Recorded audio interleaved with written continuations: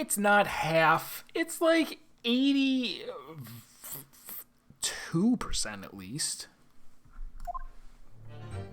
It's truly mostly an envelope.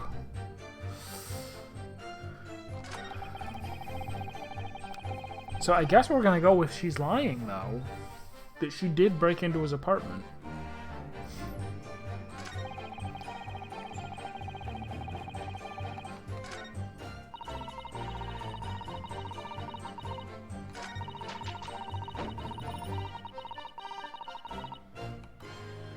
Hold it!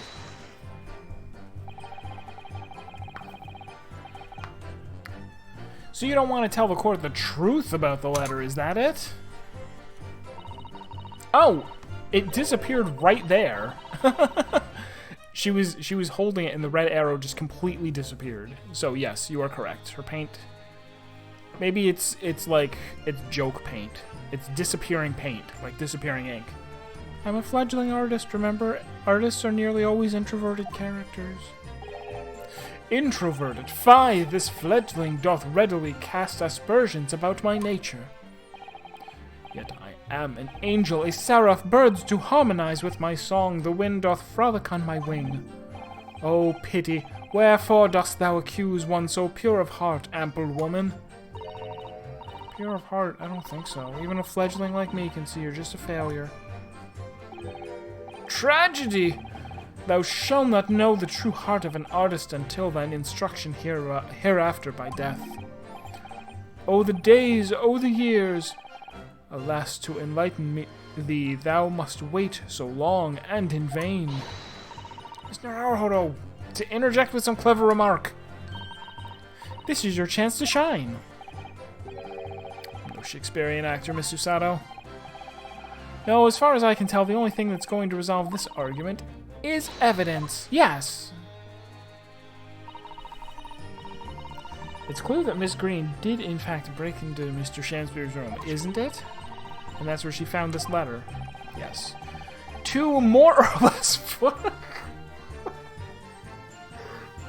They really hate me. They hate me in particular. They're like, he tends gonna have it reversed.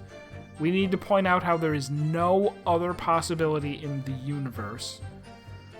Foregone conclusions lead me to one terrifying conclusion. Terrifying? Yes.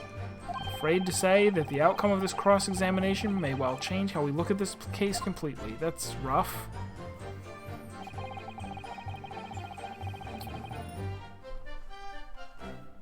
Let me look at the thing again.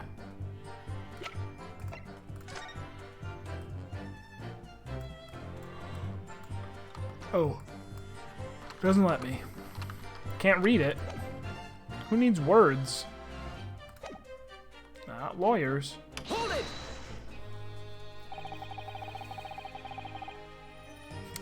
And can you shed any light on the contents of the note at all?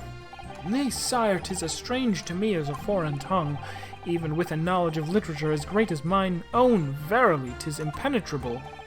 But Mr. Duncan Ross had lodgings in the same household as you. In effect, he was your neighbor, so surely you knew him, didn't you?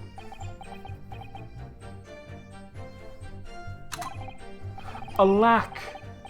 If the choices be twixt I knew him and I knew him not,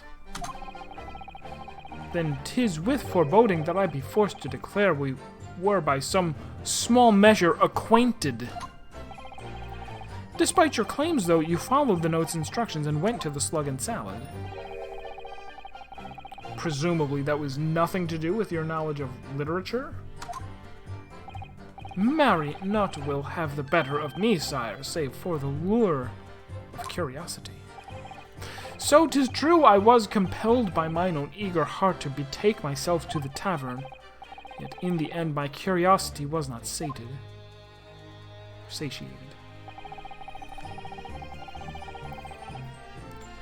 Hold it! So even after waiting an hour, nobody appeared. Well, yes, sire, 'tis as thou sayest. Really? You paused for a moment before you answered. In truth, when thou asked whether nobody appeared, I did suddenly recall. Really? Do you mean to tell the court that somebody did appear after all? I was not alone that night at the Slug and Salad, my lord. No, 'tis returning to me now. I did treat my lips to almost clear water, and mine innards to a premium crust of bread, and all around me danced a great many companions. What do you mean? Flies, sir, flies. Good lord! In the name of Beelzebub, what were they? Fairies, perchance, from a midsummer night's dream, come to taunt me. Puck and Mustard Seed and, third guy. I think they're just flies. I can't help thinking that the flies ought to choose something more wholesome to buzz around. Is that wrong of me?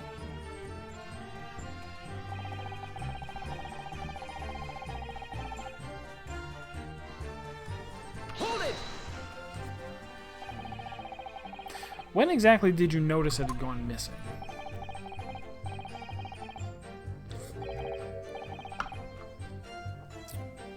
Such idle thoughts never occupy my mind. Peas blossom! Of course. I am busied with greater ideas. In other words, you didn't notice. Several days passed between your outing to the tavern and Mr. Natsume's visit to your room. Yes, it would appear that the note disappeared sometime in that interval. Such idle thoughts never occupy my mind. I am busied with greater ideas. And yet during that time, Miss Green was comatose in hospital, was she not? Clearly, then, she could not have been stealing things from Mr. Shamspeare's room. Yes, of course. It's all some sort of misunderstanding, isn't it, Mr. Prosecutor, sir? You have so far failed to give a satisfactory explanation as to how you came by the note. Ah, I am not here to advocate for your defense, madame. I won't tolerate inconsistencies in your story. You would do well to remember that. oh dearie me. What's Lord Van Ziek's getting at?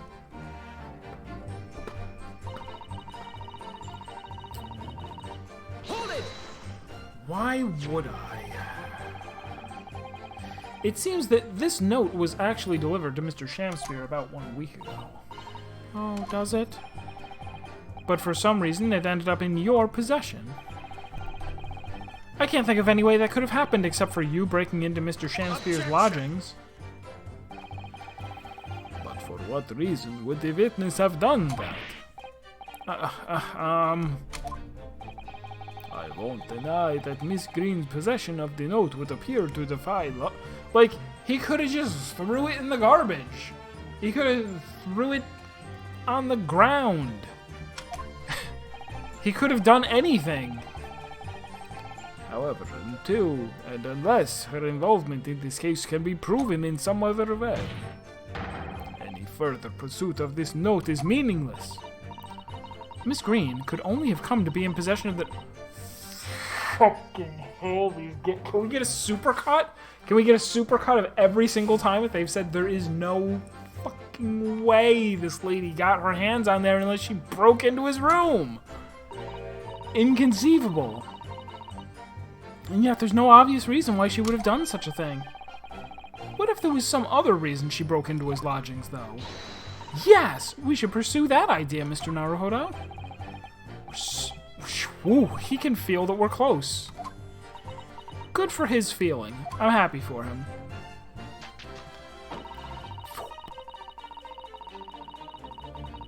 And I already pressed on this, so what do I have?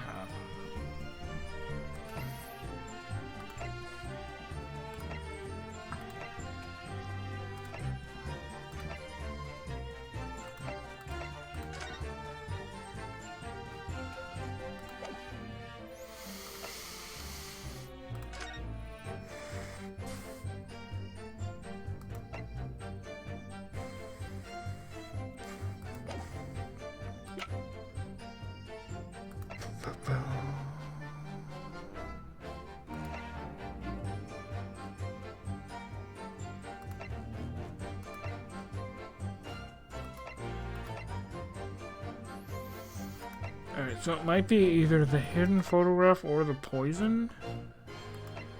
She has a bottle of poison. Mr. Shamspear has a...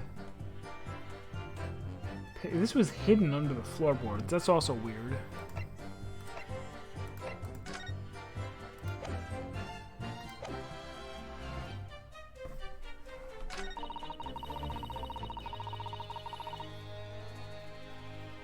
Did she want this picture?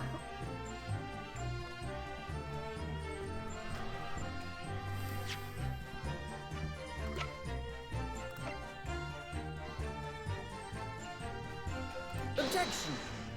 Nope. Grounds for being sus? No. Not at all. I was just playing devil's advocate. You do appear to have something of the devil in you, Mr. Naruhodo. Says the man merrily dishing out penalties. Oops. Get.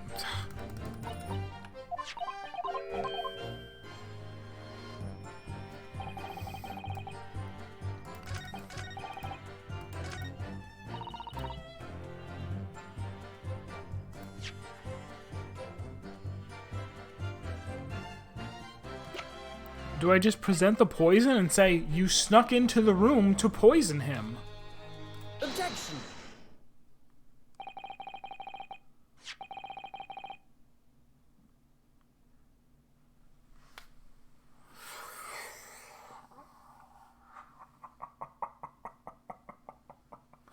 This is so weird to me. I'm losing my mind because I don't know if it's just me. But it really seems like the entire case is backwards.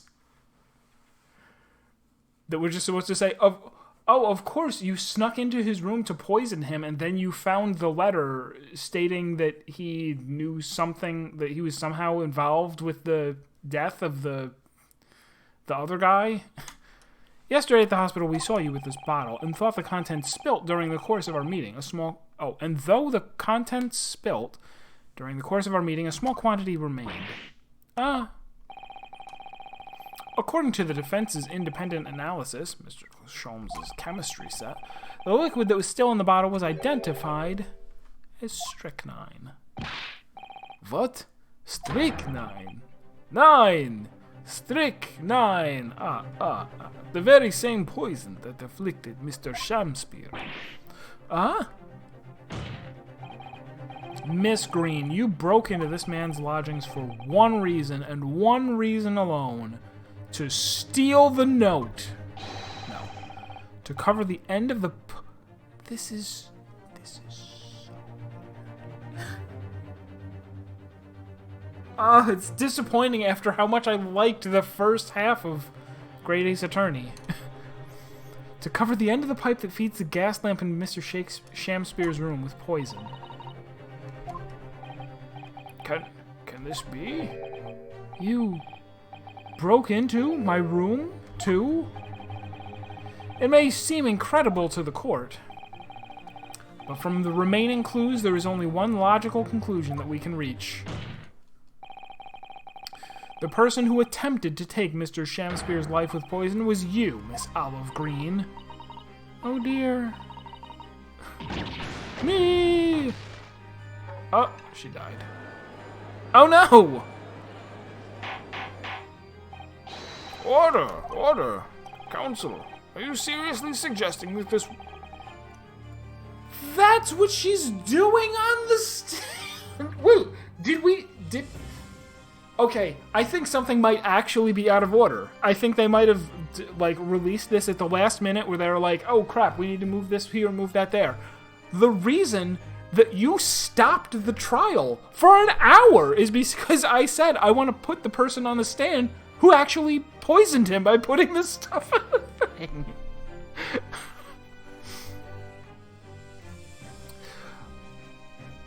That she knew about what killed her boyfriend and then plotted this whole thing. I guess. This especially is so weird to me. The judge saying, You maniac, are you serious that the person that you called to the stand in order to tell us that she was the murderer? You're seriously suggesting that she's the murderer? Yes, my lord. There's no other way to explain the facts. But if Miss Green did indeed set this odious trap 6 days ago, and the victim had put his mouth to the pipe that very evening as expected, the attempted murder would have happened 6 days ago, surely. Well, that's a very good point.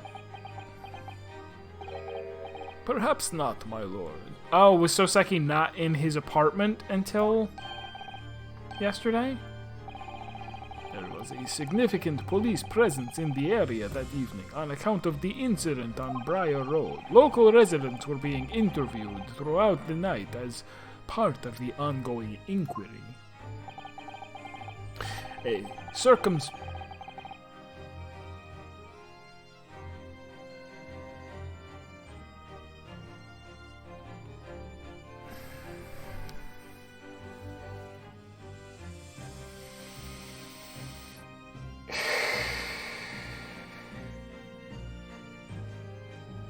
So for the 5 days after she was stabbed, he was like, since there are police around, I'd better not blow into the... I'll continue stealing gas, but I won't blow into the gas line because then the guy would die and that would be suspicious. It's going to be suspicious either... Oh, man. This is very weird. Lord Van Seeks. And of course, the following morning, there was more activity at Mr. Shamspeare's address. More activity? Ah, yes! You mean his fellow lodger, Mr. Natsume, being arrested on suspicion of murder. That's right, and as the defense has already proposed, Mr. Shamspeare was meddling with the gas in the pipe for a very sinister reason himself, to cause the gas stove in Mr. Natsume's room to go out, thereby asphyxiating the occupant. Alright, so he wouldn't have done it while he was in jail. That was a couple of days. But once Mr. Natsume had been arrested, his room was under constant surveillance by the police. In the circumstances, Mr. Shamspeare had no reason to blow air into the gas pipe. His intended victim being in a prison cell. With the need to temper the gas removed, the poison on the pipe lay dormant. And then, 3 days ago now, the situation changed again. Right! Mr. Natsume's trial, which took place here at the Old Bailey, came to an end. The trial in which the man stood accused of stabbing Miss Green in the back, but was duly acquitted. That resulted in Mr. Natsume returning to his lodgings for the first time in 2 days. And that very night, his gas stove mysteriously went out, and Mr. Shamspeare was mysteriously poisoned.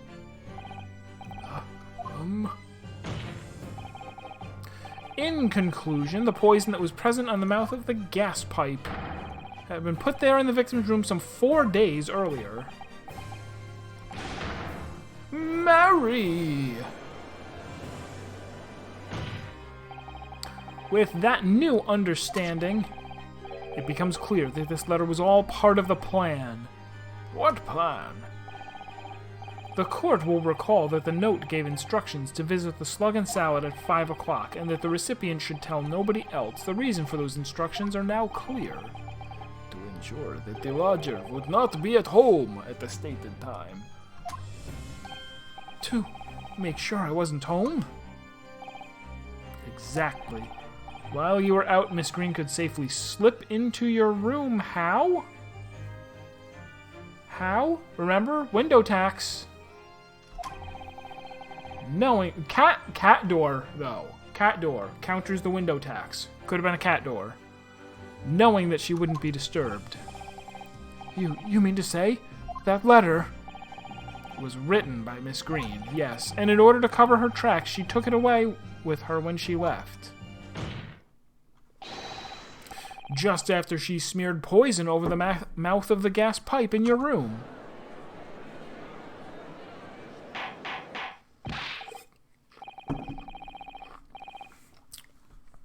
Order!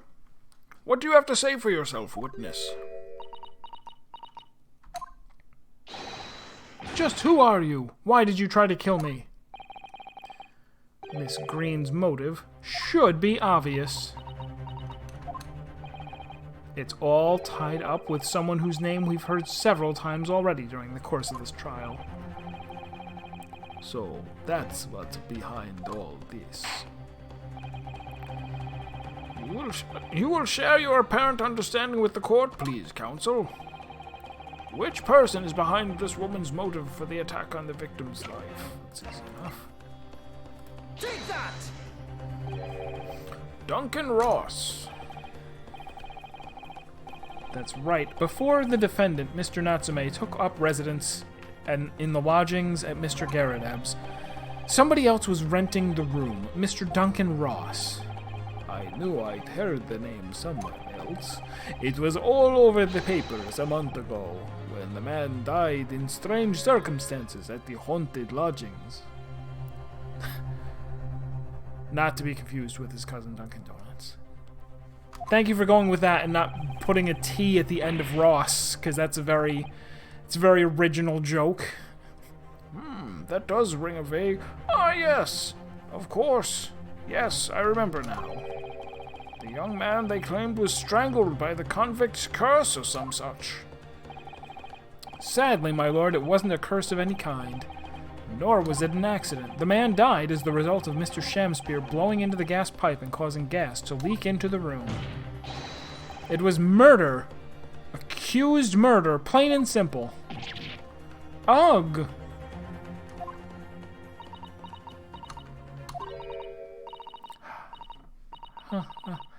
Well, what do you know?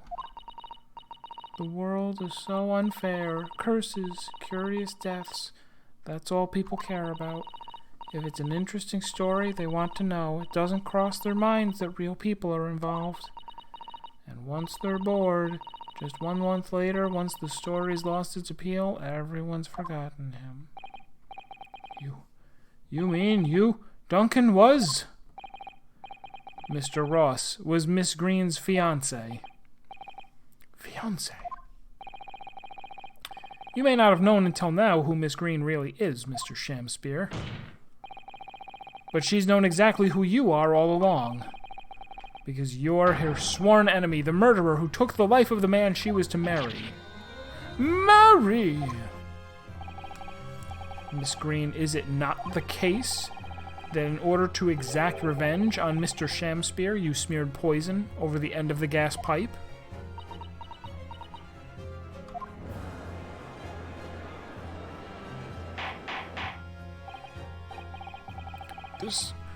This is all quite extraordinary. Am I correct in my understanding that you now accuse both parties, counsel? Each on different counts of of suspected murder?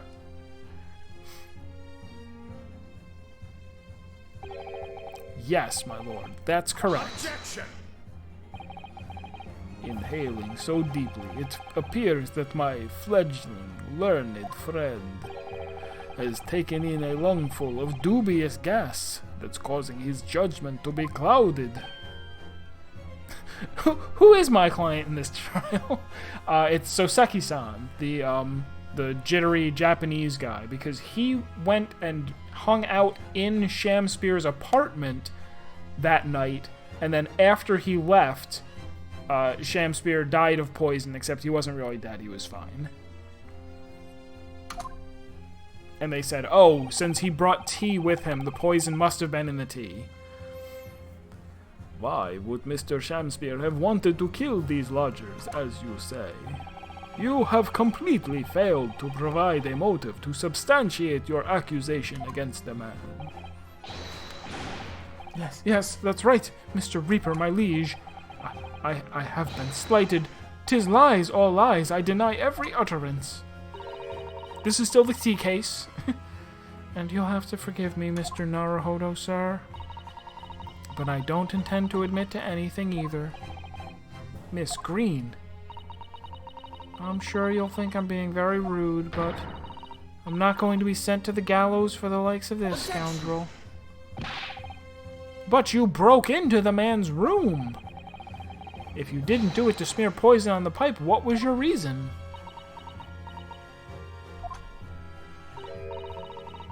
I thought I'd have a look around, that's all. Don't admit to it. Just stand there. Just stand there and paint. You were actually doing great until just now. Sorry? You're right, I suspected him, so I thought perhaps I might find some evidence or something in his room.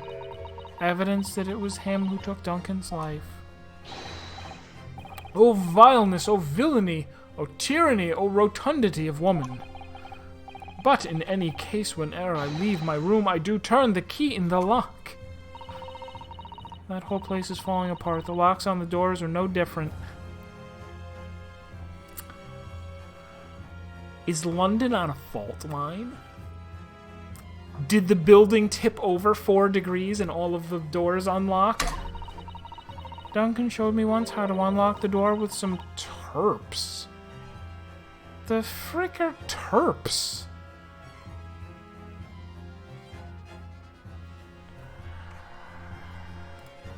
Learning more words in this game than I did in Final Fantasy XIV.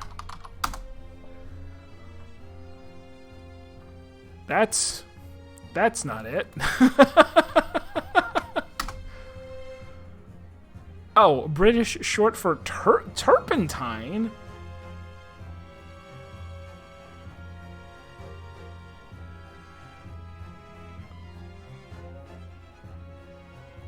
Does turpentine have door unlocking qualities? I'm gone. Today I don't know what it is. Oh awfulness, oh artfulness, oh tyranny, oh profanity of woman.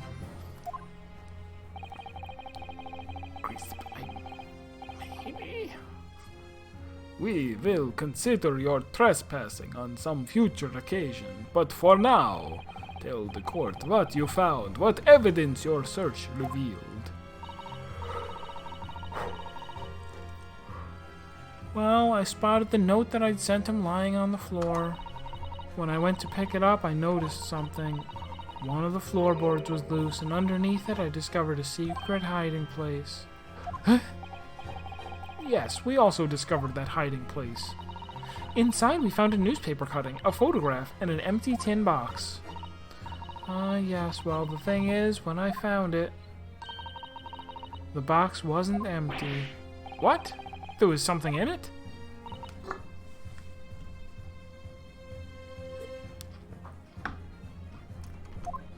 Yes.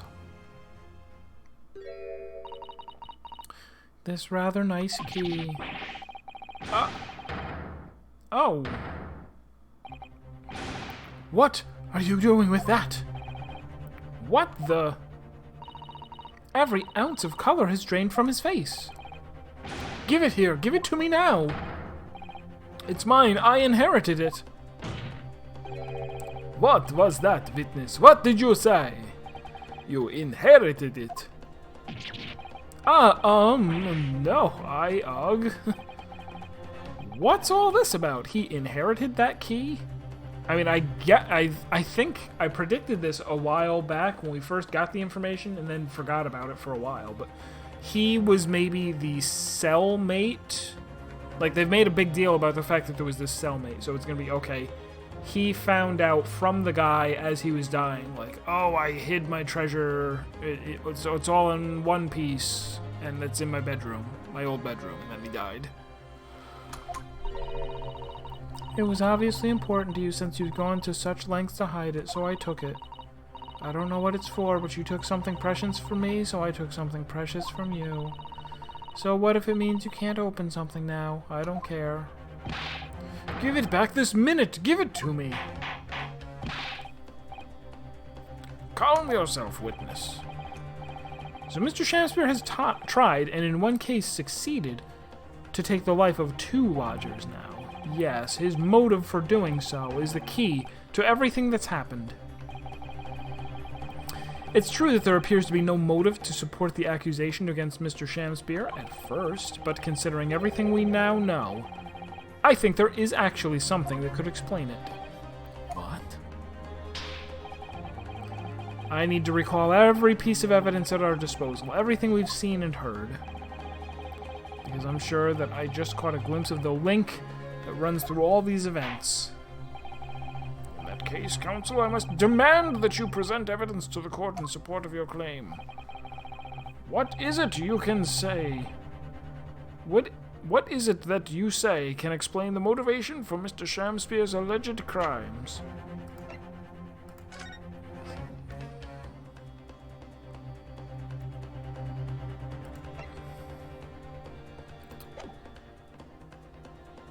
Take that! That's an official police report, is it not? The Selden file. How did you get hold of that? Selden? The now sadly deceased Mr. Ross and the defendant Mr. Natsume have only one thing linking them, the fact that they had lodgings in the same room. Don't say the only thing, it could be his brother, you don't know. Well, yes, we know this, certainly. A room that was formerly occupied by Selden. Until he was arrested by Scotland Yard for his involvement in multiple burglaries. I see. And it so happens that the convict Selden left behind one very substantial mystery when he died.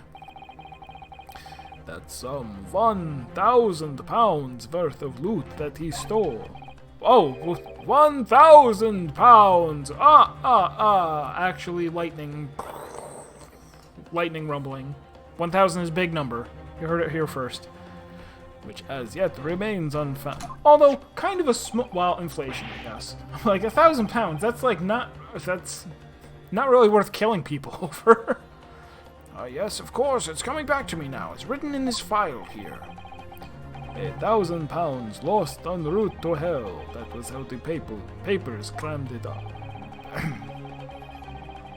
And it seems that one particular fellow inmate was with the convict in his final moments. I can't read it all today. We're definitely stopping as soon as this trial's over. It's not hard to imagine Selden entrusting that inmate with his most closely guarded secret. The location of the stolen loot, and perhaps a key, to unlock whatever container of valuables were in it. Yeah, he gave him the key in jail because he just had it up his butt for several months. You mean this key is? Yes, covered in poop. Sorry. Mr. Shamspeare, it was you, wasn't it? You were at the capital offender's side when he died, were you not? What are you talking about? 'Tis a false charge, I tell you, a false charge.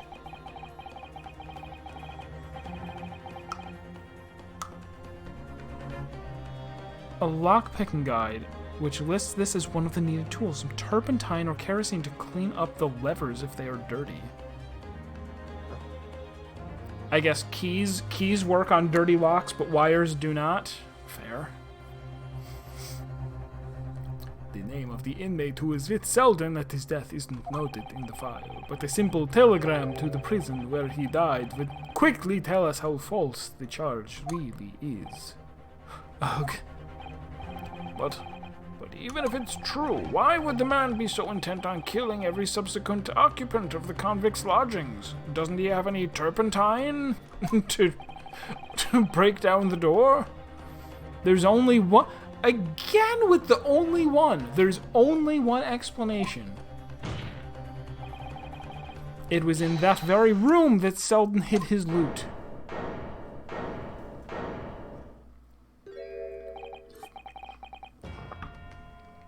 So, it all comes out. Yes, and having established is a very strong word. All of Mr. Shamspeare's subsequent actions start to make perfect sense. When he was let out of prison following Selden's death, he made immediately for Mr. Garrideb's lodgings in the hope of renting Selden's old room.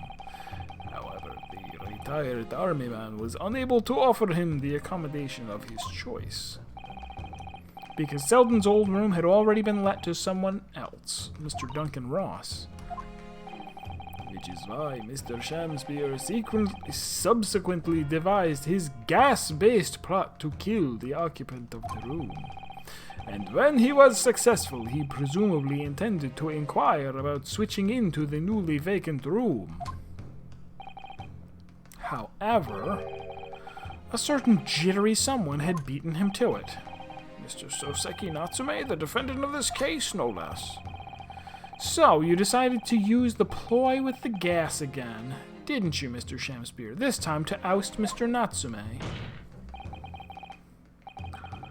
All for one simple and avaricious reason. Enough money to pay, like, a month's rent in London. To get your hands on the 1,000 pounds of loot left behind by the dead convict. Although this was before Decimal Day. So 1,000 pounds is actually 240,000 pence. Looks like I'm gonna snuff it before they get to stretch my neck. Listen. This is the dead guy. The convict. Listen, I want you to have me do anything. Oh, this is blah blah blah. It's in the room where I was lodging when they got me. Yeah, this is the key. He actually did mean I have the key to it in jail.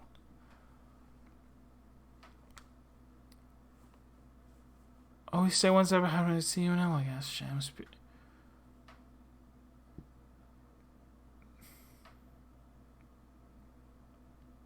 He couldn't have just said, like, oh, yeah, you know, I left the key under a rock in Berglund Park. Go find it there. Like, it makes so much less sense that he had the key with him. It's mine. What did he just say? It's mine. That loot. That booty. I'm gonna get that booty, he said. Mr. Shamspear? It's all lies. I don't accept any of it. Why should I? After all, you don't have a shred of... Now you're talking Phoenix Wright language. It's all fake. You don't have a shred of evidence. You can't prove I killed that fellow? Forsooth, I'm the victim here, remember? Isn't that right, ladies and gentlemen? If I don't admit to it, there's nothing you can do. Can't arrest me, for the time being anyway. Verily, you can't arrest the victim, can you? Is that right, ladies and gentlemen?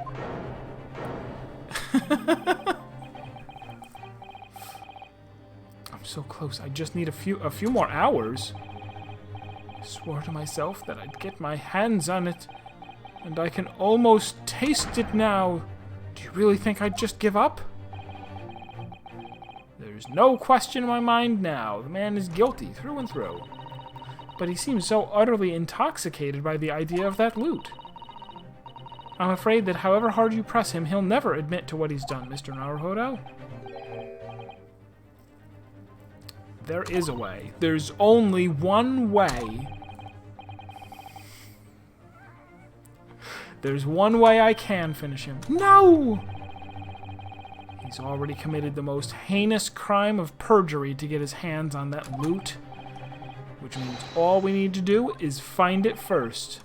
A fine plan, were it not for the fact that the police thoroughly searched the room following the death of Mr. Ross. If it's there at all, it must be very well hidden indeed. Without conclusive evidence, I certainly cannot rule. If only someone were about to run in and say, hold it. This is the final piece in this complex puzzle, but I think we might have it in our possession already.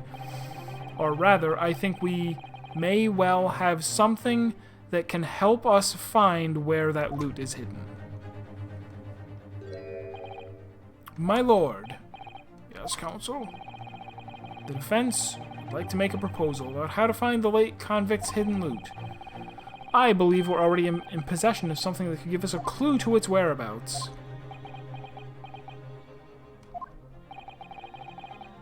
It's our last chance, so it has to be worth a gamble. Besides, we've used the same technique once already, and it definitely paid off then. Very well then, counsel, let the court hear your idea. What do you propose we can use in order to locate the hiding place of the deceased convict hall? The machine that makes cat doors! Where is it? Where's the machine that makes cat doors? Where is it? Who didn't bring it to court? I told you to make sure you bring it to every court case.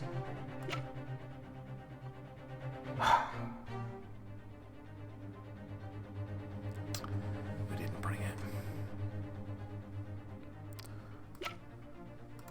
Well, what else then? We haven't used this, have we? It's true, we have not used that. I don't think we used this either, strangely enough. And this is the final question, right?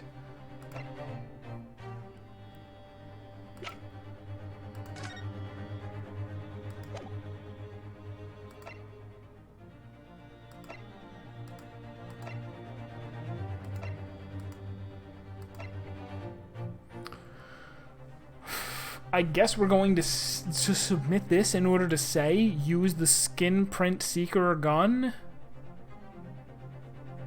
And we'll somehow get the dead guy, the DNA of the guy that died 3 months ago. Take that! Yeah, that was the right answer. Okay. If I'm not mistaken, those are Mr. Shamspeare's handprints on the wall of his lodgings. That's right, my lord, exposed as a result of the defense's independent investigation of the scene. Based on a wonderful new discovery in the field of forensic science by the great detective, Mr. Sholmes. Great detective? Is it that some kind of joke? Do you really think I'm going to be daunted by a man with such a ridiculous title? I should think the great bard ought to recognize such a title when he hears one, Mr. Shamspeare. Perhaps we should compete for the honor of most ridiculous title. No, I win that as locum student Mr. Naruhodo Esquire-san. Ah! 'Tis Herlock Sholmes himself! What are you doing here, great detective? Your usual haunts are the filthy back streets of the capital, are they not? Ah, Mr. Reaper, it's been too long. And I see your complexion has worsened since last we met. Mr. Sholmes! He does know Lord Van Zieks then, well enough to say something like that in any case. Mr. Sholmes, though you may be heralded as a great detective by the population at large, that does not give you the right to come and go in my courtroom as you see fit. If I may, my lord. No, you can't. There's rules. He just said that. Well, if I may, even though there's rules, Mr. Sholmes' newly developed scientific method has helped us uncover vital clues in this case already. Clues, you say? I call them skin prints, my lord. My method identifies every location touched by an individual under scrutiny. Scrutiny? Scrutiny. It's the method by which we were able to ascertain this gentleman's gas pipe activities. You only need a small sample of something the individual has previously touched to make an indicator solution. In your case, sir, I used the teacup you had been holding. Elementary. So now, Mr. Nurra. Yes? What am I to use as a sample to make the indicator solution this time? Well, I guess the key, it's going to have his butt DNA all over it from having it shoved up there for so many months. When the convict was arrested, he was living in what is now Soseki-san's room. We need a sample to help locate Selden's loot that's hidden in... what? Oh, I thought they were saying the sample was hidden in his room. No, we need a sample to help locate Selden's loot that is hidden in his room. We'll need something of Selden's in order to create the indicator solution to find his loot, and something the convict owned happens to be in the possession of somebody listed in the court record. Upon my word, Mr. Naruhodo, your powers of reasoning appear to be on the up. Just the up, not the up and up? So which particular person do you have in mind? From whom can we obtain the possession of the late convict, Selden, to create the indicator solution? Take that! Miss Green. Me? What do you want with me? The smelly key around your neck, if you please. Sorry? That key belonged to Selden. There will be remnants of secretions from the man's butt on its surface that we can use. Very true. That is the sample we need. Using it, we can create the indicator solution required for Mr. Sholmes' skin print seeker. And find out exactly what Selden touched in the room that he used to rent. Mr. Shamspeare has one great to another, I assure you. If the late convict's haul is hidden somewhere in his former lodgings, I shall uncover it in no more than 30 minutes. Ugh. So, Mr. Shamspeare, the truth is well within our grasp now, and as such, can you do the breakdown animation? Because we've all been waiting for it. You will never get your hands on Selden's stolen wealth. Ugh. Ugh. In that case, I'll gladly let Mr. Sholmes have this key. No, give the key to me! The detective shan't have it. It's over, Mr. Shamspeare. No. No! You're out of options now. There's only one thing left for you to do. Admit your guilt. Whoa. Oh, shameful spear, despair, be thy name.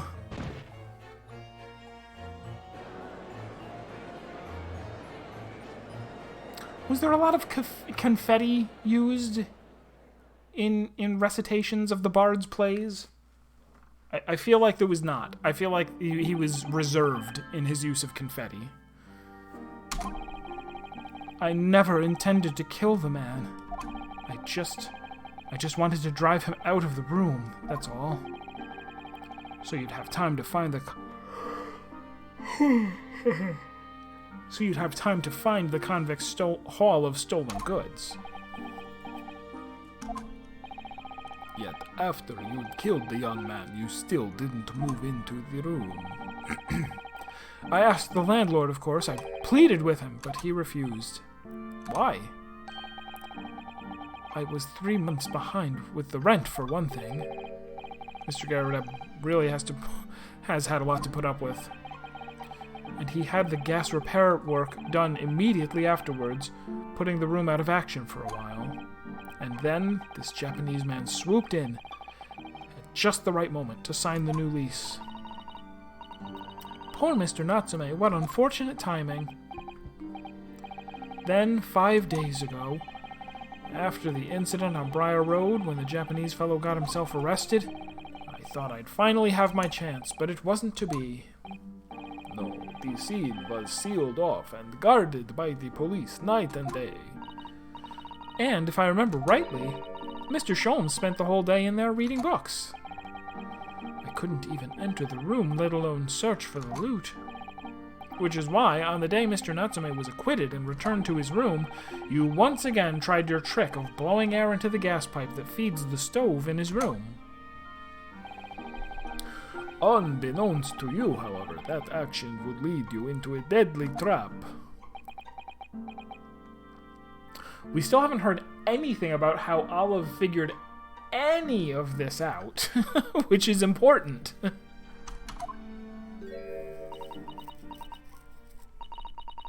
William Shamspeare, how does it go? To be or not to be? That is the question.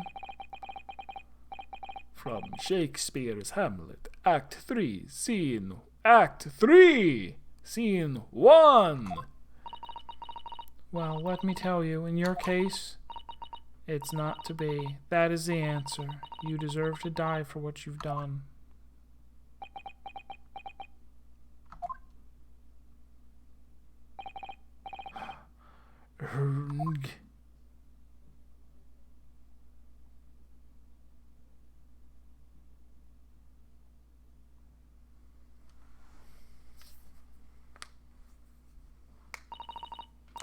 At first, I really did think it was just a terrible accident. I'll never forget our conversation the night before Duncan died.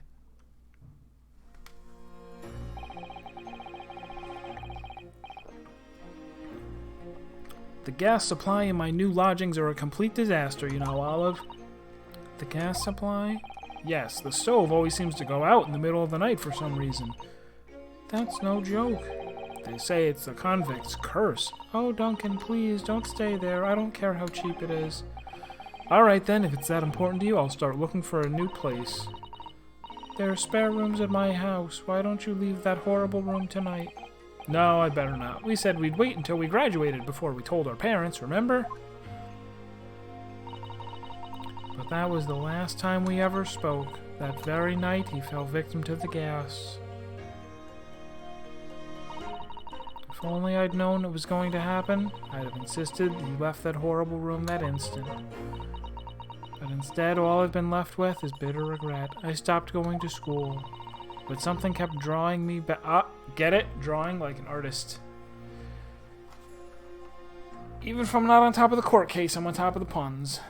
Something kept drawing me back to the house on Briar Road. I saw a stooped, Eastern-looking man with a mustache coming out of the house one day when I was there. He walked up the road to Grub's Grubbery for some food, so I followed him and sat myself down next to him.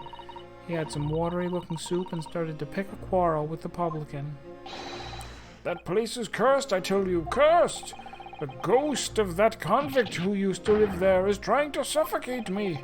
I wake up in the middle of the night, freezing to death because the stove has gone out. The room is full of gas and I can hardly breathe. But the pipes have been checked. No problem there. It's like I'm the problem, that's what they're thinking. But how could that be? Duncan was gone, and now this man had almost suffered the same fate. Could it really be a curse? Then I remembered a rumor I'd heard about how the gas companies go around investigating the gas installations. A rumor? Ah, you mean... Yes, everybody's heard the stories, it seems, about how they go around checking the pipes. How anything connected to the gas can be extinguished by blowing air into the pipe. I thought they said that the thing that was well established was that there were other companies stealing the gas. That's when it started, a little flicker of doubt in the back of my mind that just wouldn't go away. Was it really an accident, though? Once I'd had the idea, it wouldn't leave me alone. It plagued me day and night.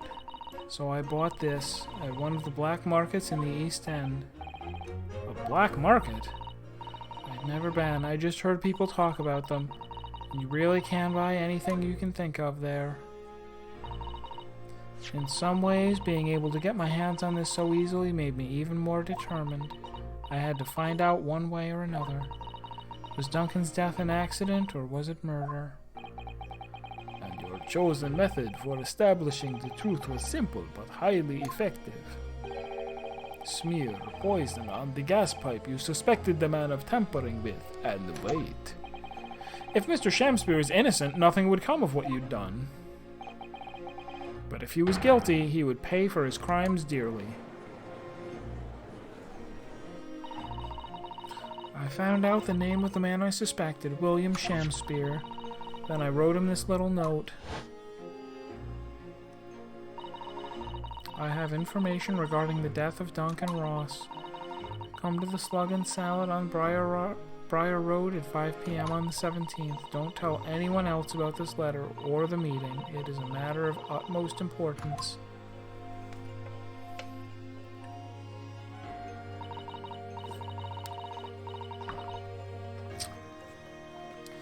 If he'd done it, I knew that would worry him enough, so he'd be sure to go. So I waited to see if it worked. And of course, Mr. Shamspear followed the instructions to the letter. I worked out where the gas pipe was straight away. I went and got an extra large carton of turpentine. So I smeared a good amount of the poison I bought all around the mouth of the pipe, all the time praying that the devil's work wouldn't be done and that it was all just some wild fantasy. Actually, no. All the time praying that the devil's work would be done and that the culprit would get his just deserts.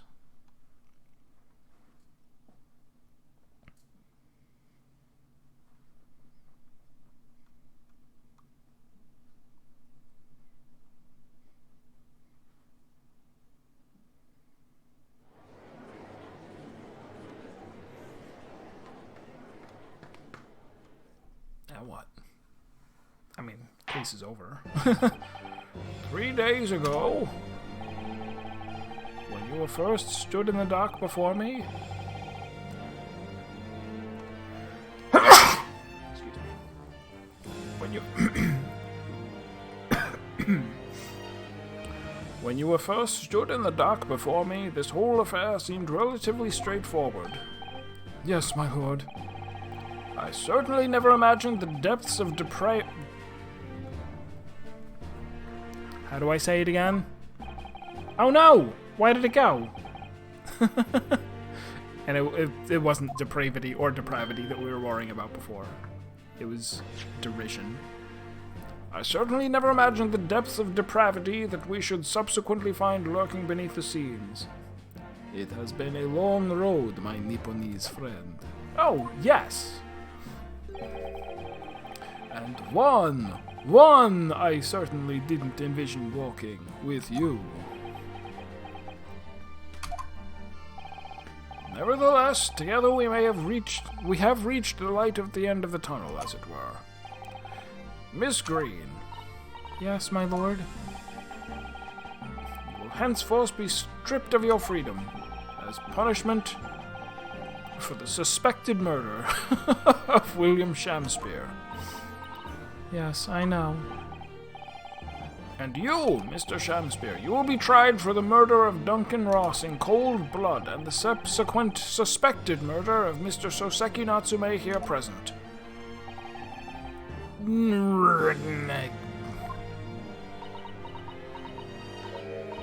Mr. Naruhodo? Yes? Yesterday at the hospital, when you and your friends stopped me from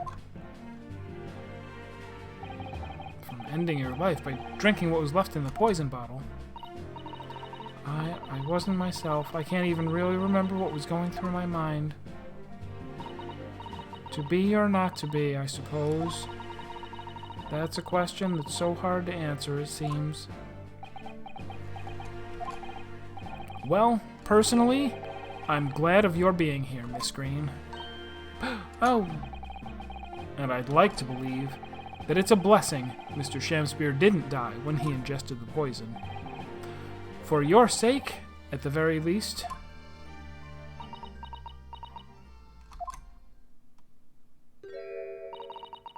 Because of you, I chose life, not death. And now you've made the truth come out at last. Really, I can't thank you enough. Oh, Miss Green. Mr. Soseki Natsume. Yes, my lord. The court declares that you are exonerated from all blame in this matter. Accordingly, I would call upon the ladies and gentlemen of the jury to present a verdict of not guilty. We're in full agreement, my lord. In that case, I hereby declare the defendant...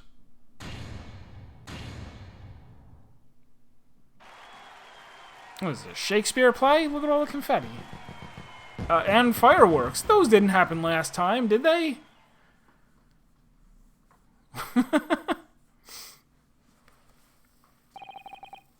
Court is adjourned. Now, everyone here must promise to never speak of this case. Keep it a secret, no matter what. What happens in the epilogue that turns this into a top secret case?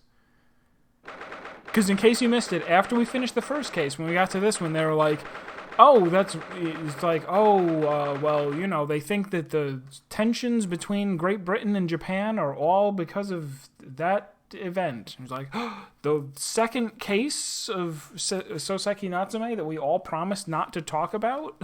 Like, so that they could shoehorn in another case that happened while she was still in England. To then flash back to, oh yes, at last, divine justice duly done. Divine justice? My dear fellow, if there were any divine justice in this world, you would shave that mustache. Is mean? No, this has nothing to do with my mustache. according to this restaurant menu, a luxuriant mustache is a sign of physical prowess, Mr. Sholmes. Locum student Mr. Naruhodo Esquire, once again, you've saved me from doom. I'm very happy to have been able to help, Mr. Natsume. Congratulations on your acquittal. Second in almost as many days. I was first acquainted with and gained affection for English literature whilst in our great homeland empire.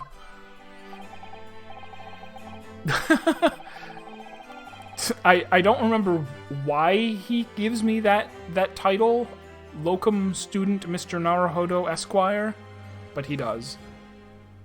And he has something equally long that he calls what's her name? Susato. And then, by a twist of fate, I was brought to the land that bore the fruit of that literature. Only the city of bricks and mortar became my prison. Try as I might, I never found my feet here. In the end, I confined myself to my room and lived life through friendly old books.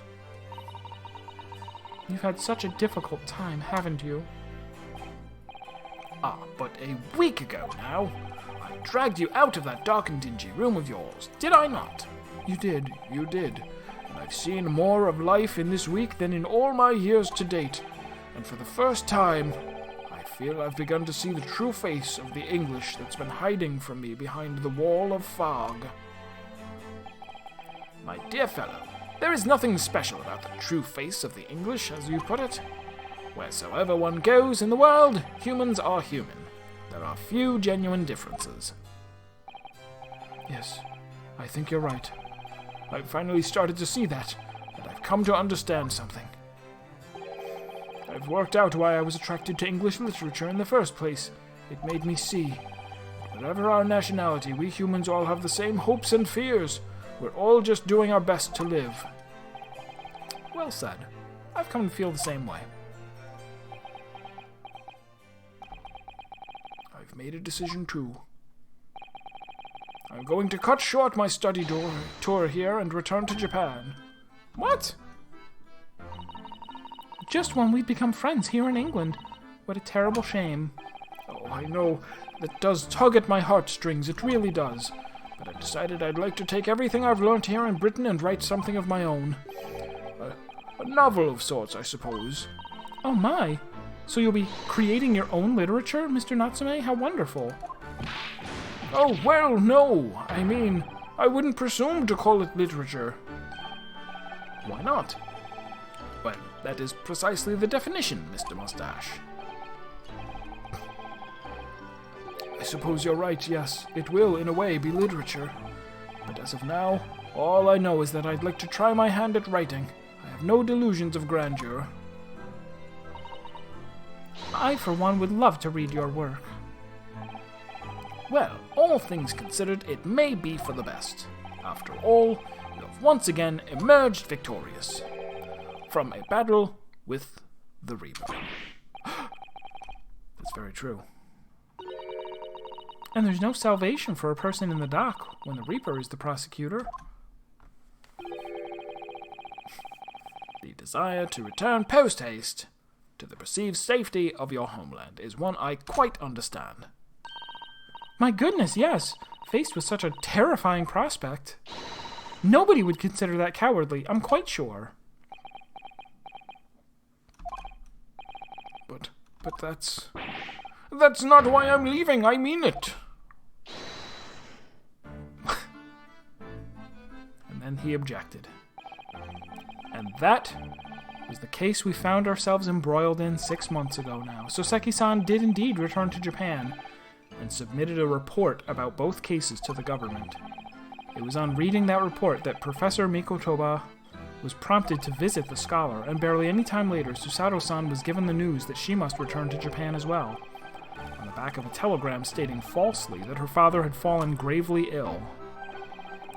The only possible explanation that comes to mind is what happened after the trial on the following day, the day that we uncovered the loot hidden by the now deceased convict in his former lodgings.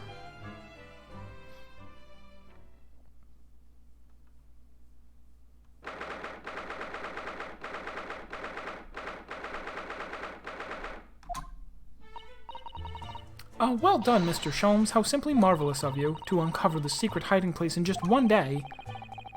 Wasn't that supposed to take 30 minutes? Yeah.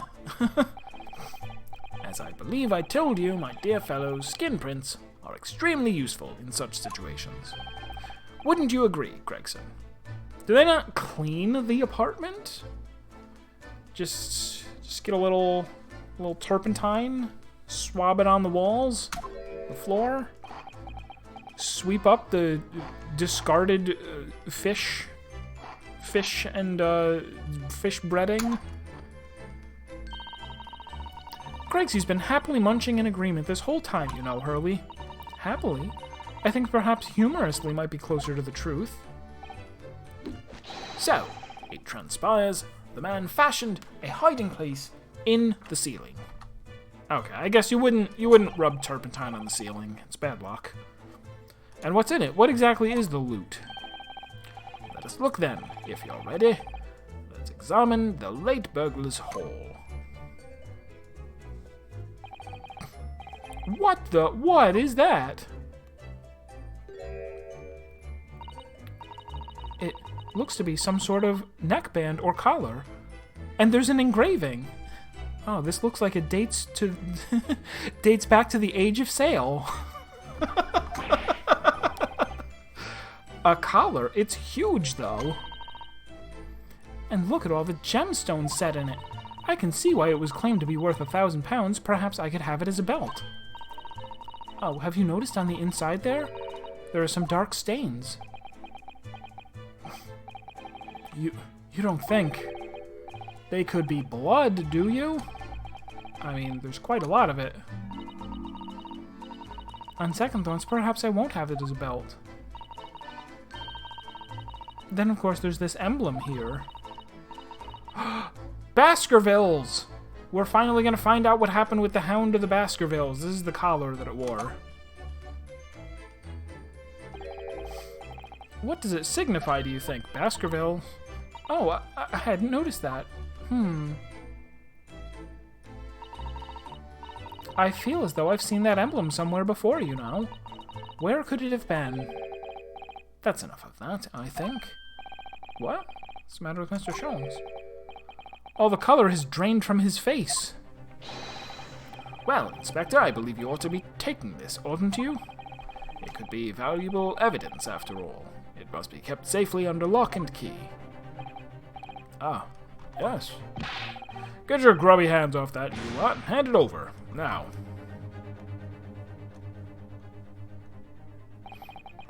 I'd never seen a collar that large before, and all those jewels certainly look to be extremely valuable, but that's not what stood out the most to me, at least not once I'd noticed it. Those dark marks on the inside of the collar, those stains.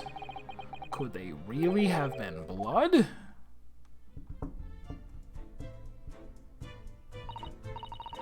Well, that was a funny case, wasn't it? But it's all buttoned up now. And you look very pleased, Iris.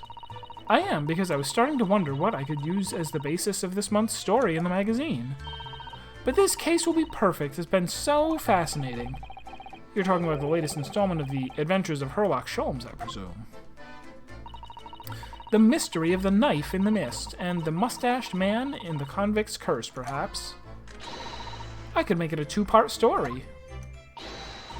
Oh, I can't wait. A word, please, Iris. What is it, Hurley? I'm sorry, but you can't write about this case. It's out of the question. What? Why not? It's a great case. Then I shall have to insist that you limit yourself to the first of your 2 titles. The second must never be written. Is that clear?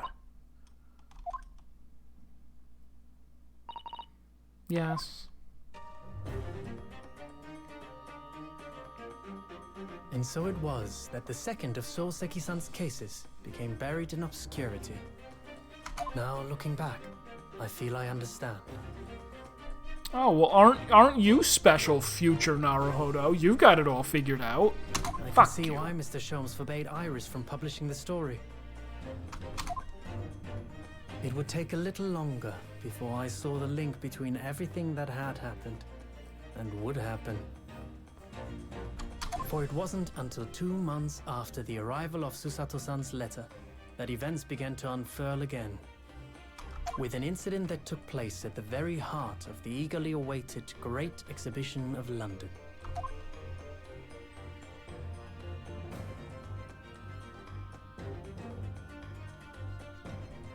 End. Finn would have been too fancy? Fine.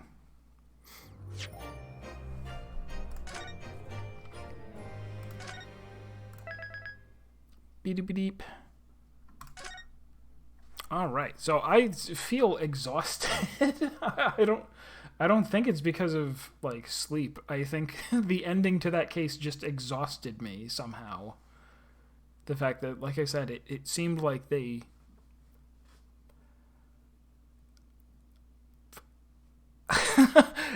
it's just everything. You saw it. All right, I'm done. I'm rambling.